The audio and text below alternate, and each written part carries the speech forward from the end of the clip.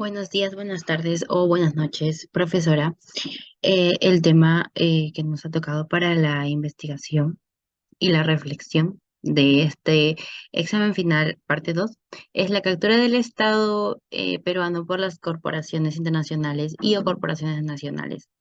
Los integrantes son Dafmer Enrique Alache Vinces, María Fe Andrea Góngora Méndez, Katia Rosario Quirós, Jean-Paul Zacarías Villarpín y quien les habla Ángela Patricia Quintana Campos. Para comenzar, voy a hacerles una breve introducción sobre nuestro tema. Ok. A lo largo de la historia del Perú, en los últimos 4 años se han experimentado grandes cambios o transformaciones en la parte política y económica, tratando de lograr eh, mayor crecimiento e inclusión social en nuestro país. Es por ello que surgió la captura del Estado como forma de corrupción, generando un interesante debate. En este contexto, vamos a ir respondiendo a la pregunta de la postura de nuestro equipo. Primero, ¿crees que la captura del Estado peruano por las corporaciones internacionales y o corporaciones nacionales de los últimos 40 años en el país han afectado la naturaleza de los movimientos políticos y la democracia peruana?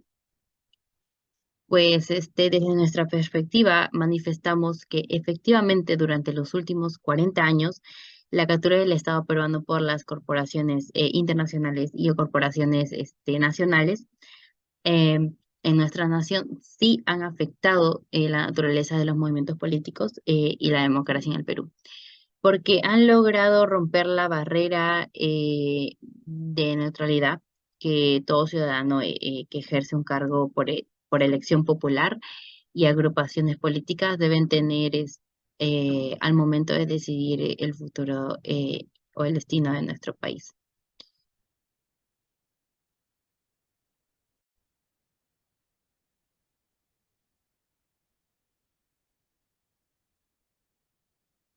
En base a la pregunta, ¿cuáles son los autores consultados y cómo apoyan el desarrollo de tu ensayo? Se va a mencionar a Francisco Durán, quien es un investigador que explica en su libro Cuando el poder extractivo captura el Estado, cómo existió una financiación de parte de las empresas hacia campañas y grupos políticos, con el fin de que una vez ellos lleguen al poder, aprueban leyes favoreciendo a lo que son estas empresas. Otro autor que se puede mencionar es Alfonso Quirós, quien es un historiador y profesor peruano. En su libro Historia de la corrupción en el Perú, él menciona lo que es el caso de la persecución a periodistas durante el régimen de Fujimori. Por ejemplo, está el caso de Baruch Itcher, quien fue exiliado del país a pesar de que él era el accionista mayoritario de Canal 2. Entonces, los empresarios Samuel y Wender tomaron su cargo y él fue exiliado debido a que estuvo exponiendo los casos de torturas y espionaje telefónico que existió durante el gobierno de Fujimori. Asimismo, el periodista César Hildebrand fue prácticamente despedido por parte de Genaro Delgado Parker, ya que Hildebrand en sus programas noticieros, él divulgaba los casos de corrupción. Y también es importante mencionar cómo Dionisio Romero, un banquero influyente, él brindaba entrevistas a favor de la reelección de Alberto Fujimori. Es así que es importante siempre verificar la información que se divulga en los medios de comunicación, porque tienes que saber el origen de estas fuentes, si son verdaderas o si son falsas, con el fin de no cometer los mismos errores del pasado. El principal motivo que debió motivar o incentivar a un cambio en la forma de financiar las campañas de las agrupaciones políticas se encuentran situados en el artículo 29 de la Ley número 28094, Ley de las Organizaciones Políticas. Esta ley fue creada en el año 2003. Desde su creación menciona que el Estado peruano puede apoyar o financiar a los diferentes partidos políticos. Sin embargo, desde su creación, ¿se ha podido realizar este financiamiento? Les comento que no. ¿Por qué motivo? Porque según el Ministerio de Economía menciona que solo se puede brindar este tipo de financiamientos si se encuentran con los recursos necesarios para poder realizarlos. Sin embargo, este tipo de partidos políticos tienen otro tipo de financiamiento, que es el financiamiento del sector privado.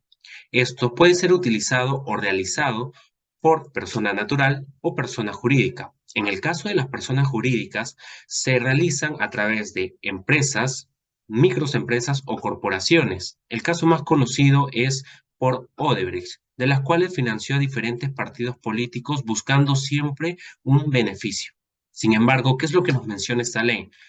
Toda aportación brindada por persona natural o jurídica tiene que ser sin fines de lucro, lo cual es un ítem que no se ha cumplido hasta el día de hoy. Entonces, podemos afirmar que esta situación no ha cambiado a pesar de las restricciones de la ley sobre los partidos políticos.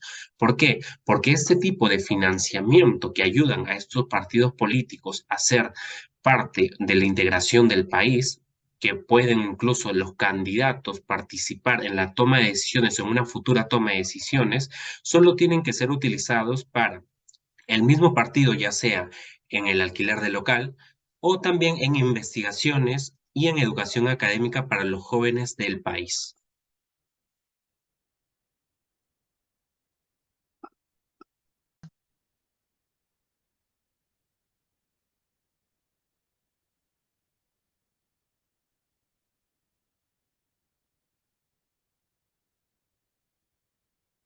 También podemos notar claramente que el Estado sigue controlado por los grandes grupos económicos. Los ministerios sirven de operadores del gran empresariado. Tal es el caso de la solicitud de un nuevo retiro de los fondos administrados por las AFPs.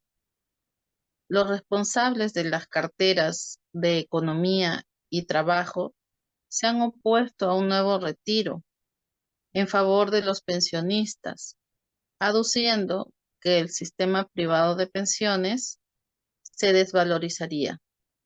Esto en línea con lo mencionado por la Asociación de AFPs. Otro claro ejemplo que el Estado sigue tomado por intereses contrarios a los de la población es el manejo de los medios de comunicación, quienes desvirtúan la información que llega a los ciudadanos. Los canales y radioemisoras de señal abierta encubren la información real de lo que sucede en varios puntos del país. En los últimos días se han hecho públicos videos del avance agresivo que tuvieron las Fuerzas Armadas en regiones como Puno, Cusco, Huancavelica. Imágenes que no se difundieron por señal abierta. Como podemos observar o como de acuerdo ya a lo sustentado, eh, no hay muchos cambios significativos sobre el tema que nosotros hemos desarrollado en base a la lectura de Durán, plasmado en el ensayo, ¿no?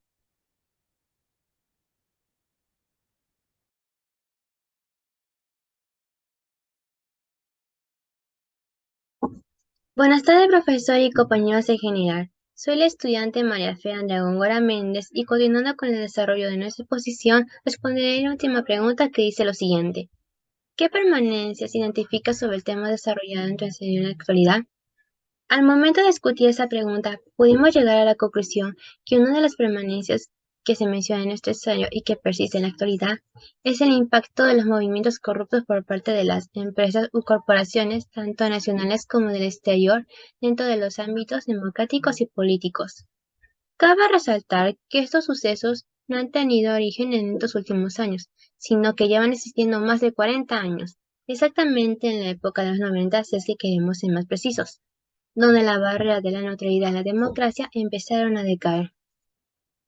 Comenzaron en 1979, donde Odebrecht hizo acto de presencia en el Perú, con el proyecto hidroeléctrico Chalcani B en Arequipa. Sin embargo, en 1988, durante el primer gobierno del expresidente Alan García Pérez, se dieron a conocer documentos que registraban pagos irregulares, como la imagen que estoy proyectando, referentes al proyecto Chalcani y no solo eso, también del proyecto Chavimochic en La Libertad, donde se mencionaban 530 nombres, entre ellos políticos brasileños y 9 peruanos, entre ellos el nombre del tío del expresidente Alan García. Sin embargo, conforme pasaban los años, se revelaron nombres de más personalidades que estuvieron involucrados en actos de corrupción, los cuales hemos hecho mención en nuestro ensayo, tales como Lourdes Flores Nano, el expresidente Ollanta, Pedro Pablo Kuczynski, que fue involucrado en el caso Lavallato y además acusado de lavado de activos durante el mandato del expresidente de la República,